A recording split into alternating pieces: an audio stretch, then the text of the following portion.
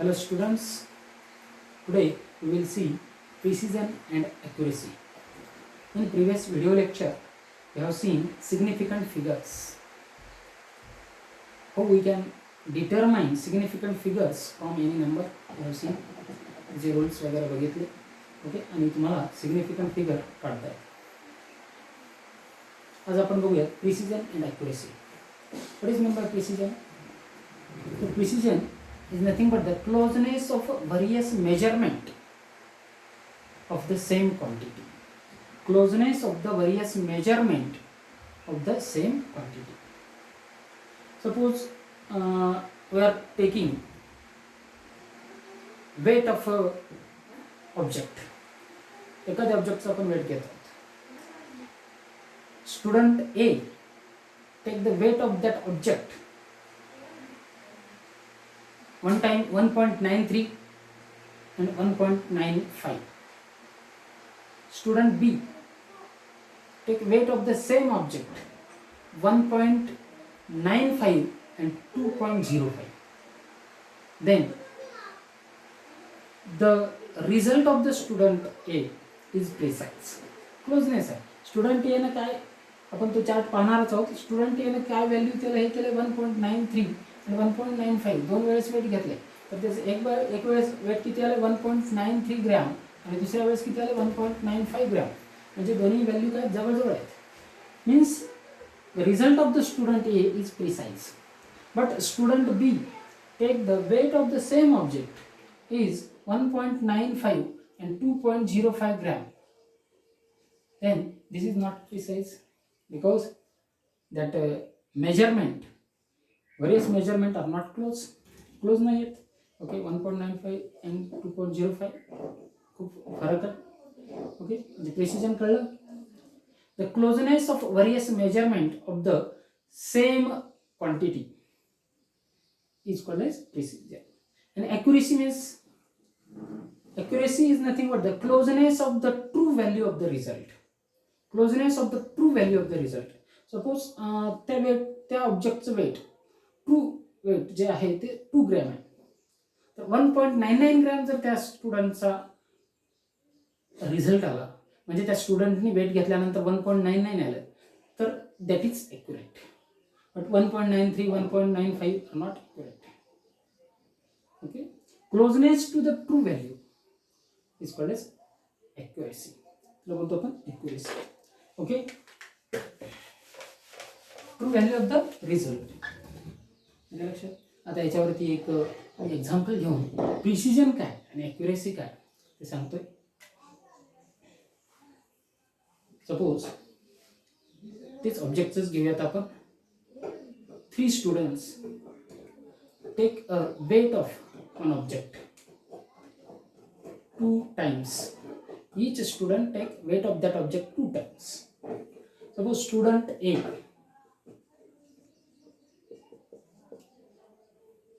student B, student C.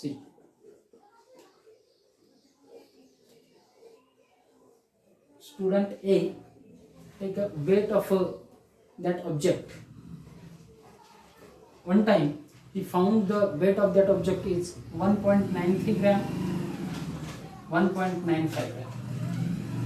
Student B found the weight of that object 1.95 gram, 2.05 gram. Student C found the weight of that object 1.99 gram and 2.01 gram. Okay, but the true value of the true weight of that object is 2 gram. तर आता इथे आपल्याला काय म्हणता येईल? Student A, measurement of student A is precise but not accurate. बरोबर आहे. Values दोन्हीही व्हॅल्यू जे मेजर केल्यात त्या क्लोज आहेत. क्लोजनेस ऑफ व्हरियस मेजरमेंट म्हणजे precision. Student A, result of the student A is precise but not accurate.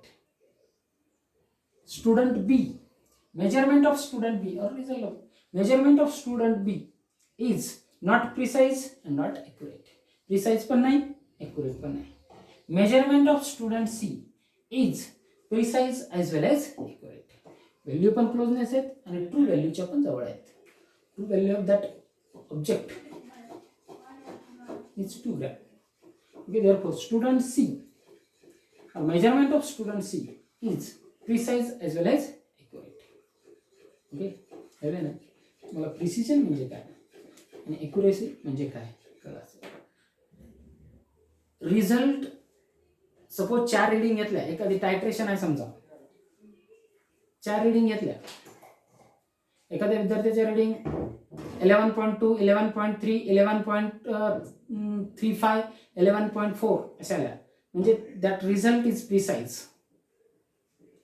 समजा त्याची ॲक्युरेट रीडिंग 12 असेल, तर ॲक्युरेट म्हणजे ट्रू व्हॅल्यू 12 असेल, म्हणजे त्या टायट्रेशनची ट्रू रिझल्ट किंवा ट्रू व्हॅल्यू 12 असेल, तर तो जो रिझल्ट आलेला आहे त्या विद्यार्थ्याचा that is precise but not accurate. दुसऱ्या विद्यार्थ्याने रिझल्ट घेतला, त्याचा रिझल्ट आला 11.9, 12, 12.1, 12.15, त्या विद्यार्थ्याचा रिझल्ट जो आहे that is precise as well as accurate. आलं. त्याचे जे 2-4 रीडिंग घेतलेले आहेत त्या जवळजवळ आहेत म्हणजे प्रिसाइज आहेत. त्याचं ट्रू व्हॅल्यूशी कितीही काही संबंध नाही, बट ॲक्युरेसीचा संबंध कुणाशी? ट्रू व्हॅल्यूशी. म्हणजे नेमका त्याचा रिझल्ट काय आणि त्याच्या रीडिंग काय. Okay, then next point, laws of chemical combination. आपण दुसरा पॉईंट बघूयात, laws of chemical combination.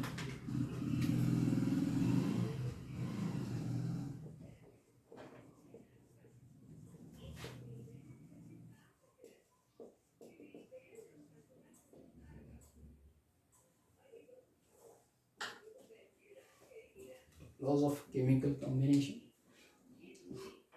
There are 4 laws of chemical combination.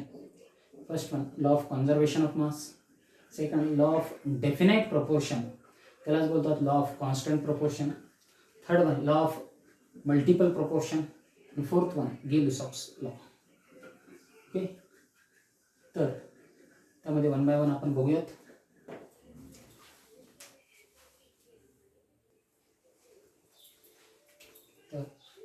First law बघूयात, law of conservation of mass. Law of conservation of mass.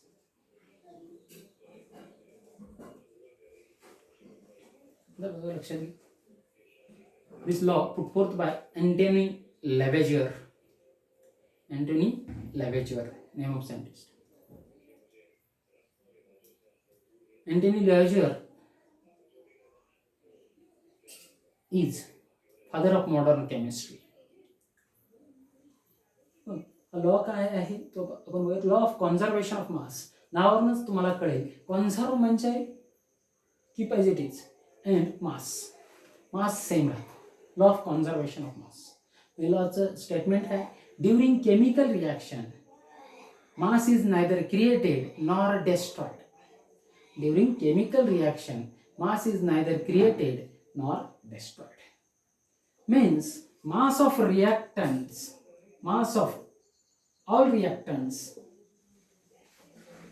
is equal to mass of all products. त्यालाच आपण mass of products म्हणू शकतो. products म्हणजे सगळे आले. mass of reactants is equal to mass of products. Okay, आहे law of conservation of mass. Okay, मग आता कसं, scientist Anthony Lavoisier studied many chemical reactions, combustion as well as various chemical reaction, and he found that mass of reactant, all reactant is equal to mass of all products. म्हणजे मास कुठेही वाढत नाही किंवा कमी होत नाही. समजा 10 ग्रॅम रिॲक्टंट आहेत, तर त्याचे सगळे प्रोडक्ट्स, मेन प्रोडक्ट आणि बाय प्रोडक्ट मिळून सगळ्या प्रोडक्टचं मास पण 10 ग्रॅम होईल. ओके, तर एक एक्झाम्पल घेऊयात आपण. Methane burn in presence of air. मिथेनचा फॉर्म्युला काय, CH4.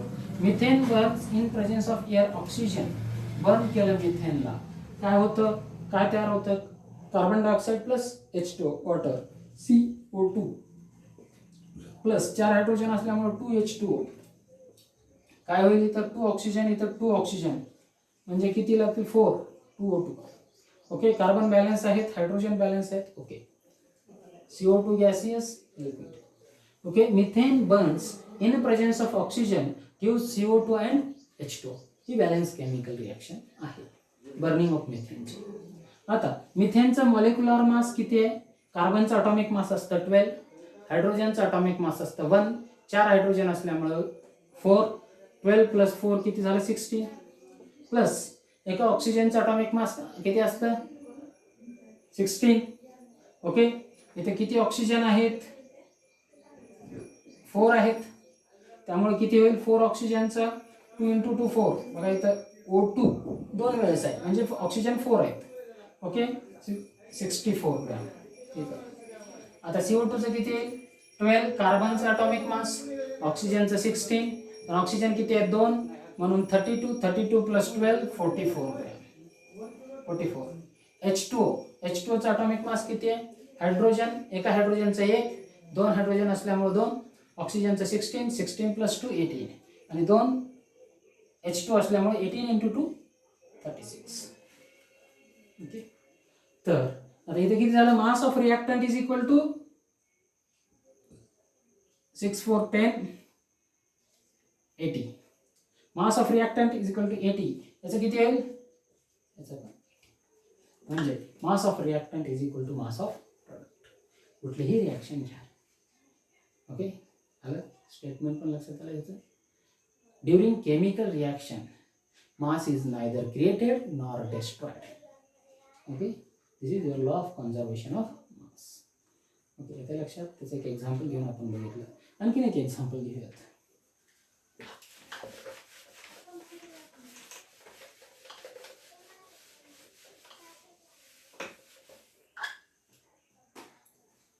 H2 gaseous plus half O2 gaseous gives H2O.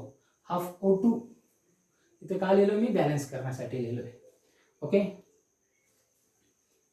Liquid. इथे हायड्रोजनचा अटॉमिक मास किती आहे 1 हायड्रोजन अटॉमिक मास 1, H2 असल्यामुळे 2 plus O2, but half O2 म्हटल्यानंतर किती राहील एकच ऑक्सिजन. O2 2 होते, हाफ O2 म्हटल्यानंतर 2 2 कॅन्सल, एक ऑक्सिजन, त्याचं किती राहील 16.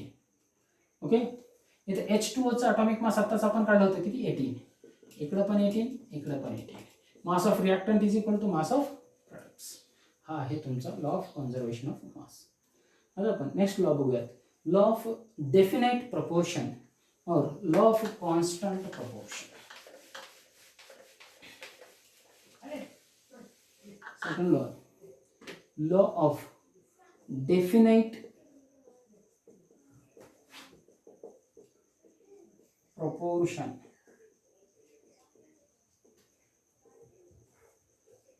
त्याला दुसरं नाव काय लॉ ऑफ कॉन्स्टंट प्रपोर्शन. या लॉचं स्टेटमेंट काय in compound the proportion of elements are fixed irrespective of the method of preparation and source. Okay, in any compound the proportion of the elements are fixed or proportion of the elements are constant irrespective of the method of preparation as well as source. Okay, this is your law of definite proportion. आता त्याचं for example in water there is H2. आता वॉटरमध्ये 2 hydrogen आणि 1 oxygen असणार. Water कुठलं पण घ्या, water तुमचं समुद्रातलं घ्या, रिव्हरमधलं घ्या किंवा लॅबोरेटरीमध्ये तयार करून घ्या. ओके, त्याच्यामध्ये हायड्रोजनचे 3 ॲटम आणि ऑक्सिजनचा 1 होईल का कुठल्या वॉटरमध्ये? नाही. सर्वच वॉटरमध्ये they have 2 more atoms of hydrogen and 1 atom of oxygen. In any compound the proportion of element by mass are fixed irrespective of the method of preparation as well as source. Okay, आता for example NaCl salt तुम्ही लॅबोरेटरीमध्ये तयार करा किंवा naturally समुद्राच्या पाण्यापासून बनवा. There is proportion of elements, proportion of sodium and chlorine are fixed or constant. Okay, proportion is constant. तर तो आहे तुमचा law of definite proportion. Law त्याला बोलतात law of constant proportion. Okay, लक्षात. In any compound the proportion of elements by mass are fixed irrespective of the method of preparation as well as source. Okay, आपण लक्षात आलं. Then we will see next law.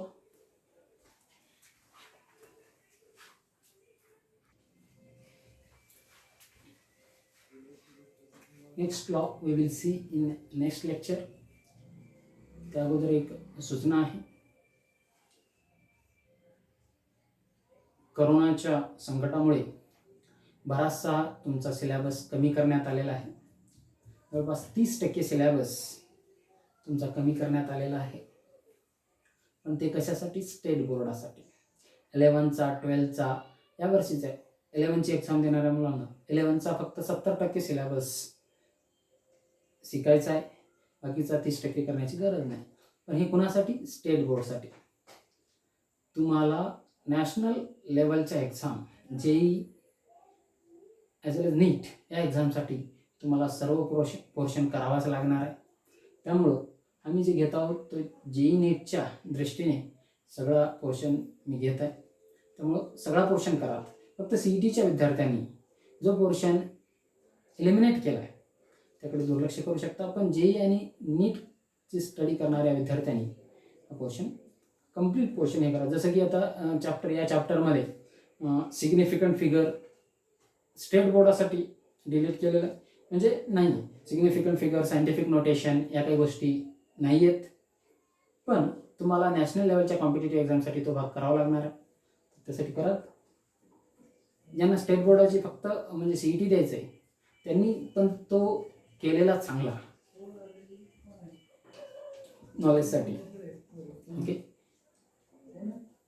आणि बाकीच्याने तर करावंच लागणार आहे. जे आणि नीटच्याने त्याच्याकडे चांगलं लक्ष द्या. ओके.